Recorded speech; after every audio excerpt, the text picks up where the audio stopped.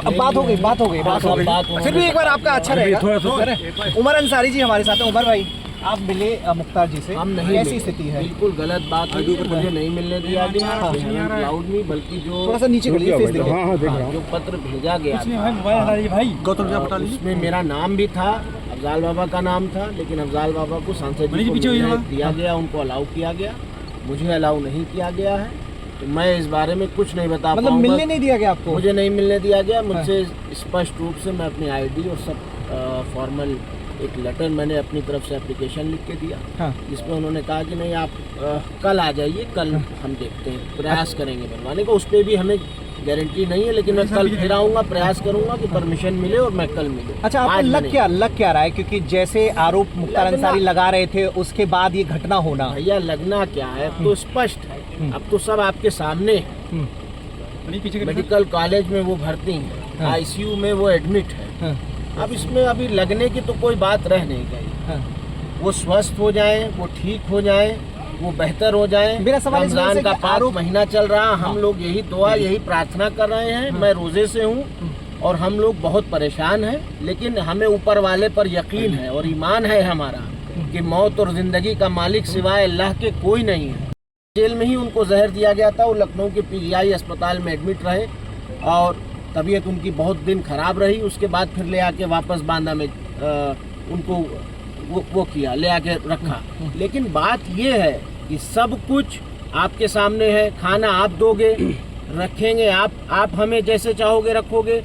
तो जब रक्षक ही भक्षक बन जाएगा तो फिर क्या कहना है? तो फिर तो वो बचाने वाला वही एक जात ऊपर वाला। 3 अफसर सस्पेंड हुए थे, 2 डिप्टी जेलर और 1 जेलर।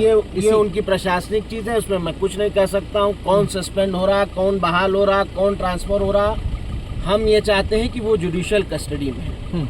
आप कह रहे हैं कि उनके कई मुकदमे अंडर ट्रायल हैं, उनके अंडर ट्रायल मुकदमों के लिए भी वो कस्टडी में हैं। आप अदालत की न्यायिक अभिरक्षा में है, उनकी जान सुरक्षित रहे, वो स्वस्थ रहे, यही हम लोग भी चाहते हैं। और क्या है भाई, ट्रायल करा रहे हैं आप, ट्रायल कराइए, ट्रायल तो हो ही रहा। यहाँ के ट्रीटमेंट से संतुष्ट हैं? कहीं बेहतर? भाई मैंने आपको ये भी रिक्वेस्ट की कि मिलाइए मत साहब, मैं 900 किलोमीटर चल के आया हूँ रोजा रख के, परेशान हूँ, किस मेंटल स्टेटस में हूँ आप समझ सकते हैं। मैं पुत्र हूँ उनका, मुझे ताकने भी नहीं दिया गया शीशे में से कि देख लीजिए अपने पिता को। तो ये तो जुल्म, अब क्या इस पे बोला जाए और क्या अभी कुछ कहना और सुनना बचा रह गया है?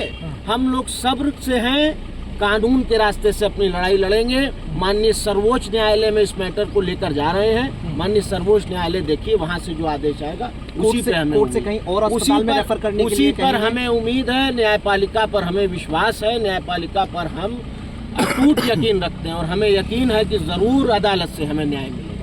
परिवार के और कौन लोग मिलने आए थे आपके साथ? सांसद जी आए थे, उनकी आपने बाइट ली है, अफजाल बाबा, और मैं आया था, मुझे मिलने नहीं दिया गया। मैं कल फिर आऊँगा और प्रयास करूँगा कि कल मुझे परमिशन मिले और मुझे अपने पिता को जो इतनी गंभीर हालत में उनको कम से कम देखने तक मिला जाए। ये इंसानियत और मानवता भी कोई चीज़ होती है। पुलिसिया कार्रवाई और डंडा और ठीक है, सब कुछ अलग है, सब सरकार की कार्रवाई एक तरफ, लेकिन मानवता भी कोई चीज़ होती है। मतलब पुत्र आप भेजते हो एक को, मैं अपने से तो आया नहीं, आपने तार से सूचना भेजी जिसमें मेरा आखिरी पैराग्राफ में 2 ही नाम लिखा है आपने, एक अफजाल अंसारी उनके भाई, एक उमर अंसारी उनके पुत्र, जिसमें से एक आदमी को आप मिलने दोगे?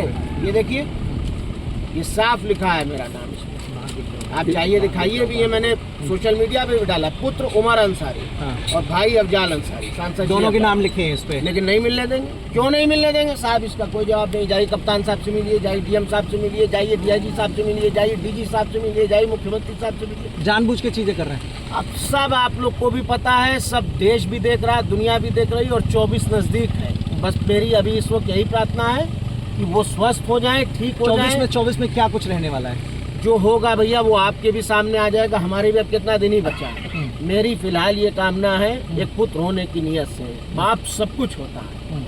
मेरे 25-26 साल के जीवन में मैं 25 साल अपने बाप के बगैर रहा हूँ। मैं उनके जीते जी उनसे दूर रहा हूँ। हमने होली की, दिवाली की खुशियाँ नहीं देखी, हमने ईद की, बकरीद की खुशियाँ नहीं मनाई, क्योंकि मेरे बाप नहीं थे हमारे पास। और आज जब उनको इस परिस्थिति में देखता हूँ और जब ये कार्रवाई देखता हूँ कि पुत्र अपने पिता से बुलवाया जाएगा, 900 किलोमीटर आएगा और फिर ताकने भी नहीं देंगे शीशे से कि देख लें कि कैसे हैं वो, स्वस्थ हैं, जीवित हैं, ठीक हैं, ये भी नहीं देखने देंगे। आप परेशान हैं 24 के लिए? कुछ अपील, कुछ अब कुछ पूछना है कि परेशान है कि नहीं है? कुछ स्वाभाविक है भैया, परेशान है, बहुत परेशान है। लेकिन बताया ना कि ईमान है, और ईमान यही है कि मौत और जिंदगी का मालिक सिवाय अल्लाह के कोई नहीं है। तो जब वहाँ से परवाना कट जाएगा, कोई बचा नहीं सकता।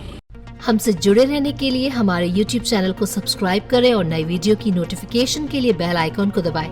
अगर आप ये वीडियो Facebook पर देख रहे हैं तो लाइक जरूर करें और ज्यादा से ज्यादा शेयर करें। धन्यवाद।